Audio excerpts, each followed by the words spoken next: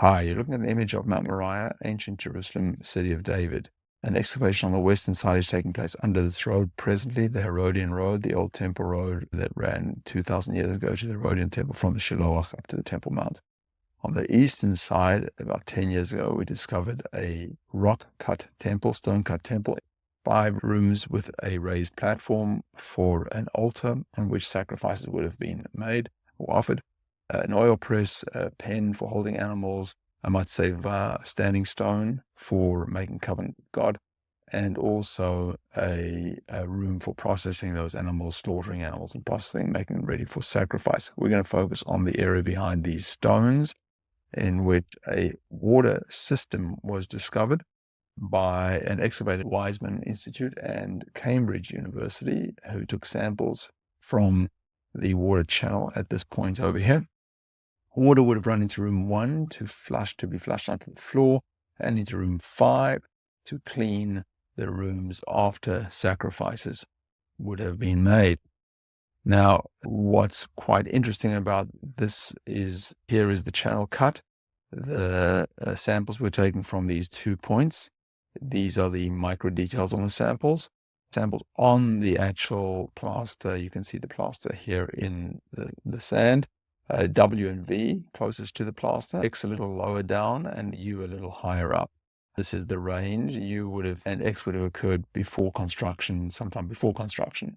This is the range of dates, but W and V is the most important area that we focus on, and we find, according to Wiseman, that within an accuracy of about 10 years in the city of David, that the carbon material was dated to 1535 before the Common Era.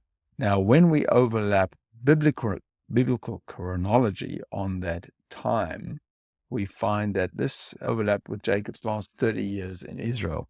This was 30 years Jacob spent before the family immigrated to Egypt, where they were for 210 years, and then 40 years in the desert. 250 years later, the family of Israel came back to their homeland.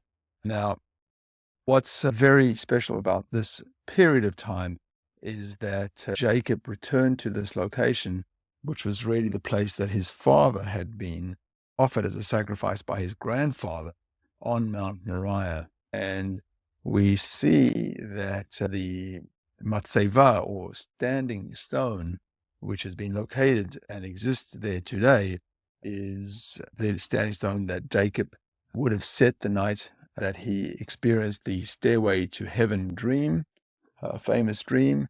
And 20 years later, when he returned, he poured oil over this and actually accepted his name Israel.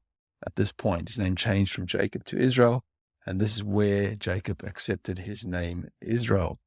The platform for the altar, which is in the adjacent room next door, on which an altar would have been built with stones from the area, region, and on which sacrifices would have been made, intersects the area from this map, which is made by Ronnie Reich, where Ronnie says that the Gihon spring is known as Ein Shemesh in the Bible, and that forms the boundary markers between the tribe of Judah and Benjamin. And that according to Rashi and other authorities who write about the altar and the specific specifications and the laws of the altar, that the border of Benjamin and Yehuda is required, that Yehuda owns the southeast corner of the altar platform and Benjamin owns the other corners of the altar platform, but the combination of these 2 tribes is really where the altar is located. And that makes this a candidate for Akedah, the Akedah of Isaac, where Isaac was offered by his father Abram, where Jacob returned and set a matzeva. And that truly is remarkable. It's revolutionary and will no doubt be discussed for many years to come. Thank you. Hope this was informative.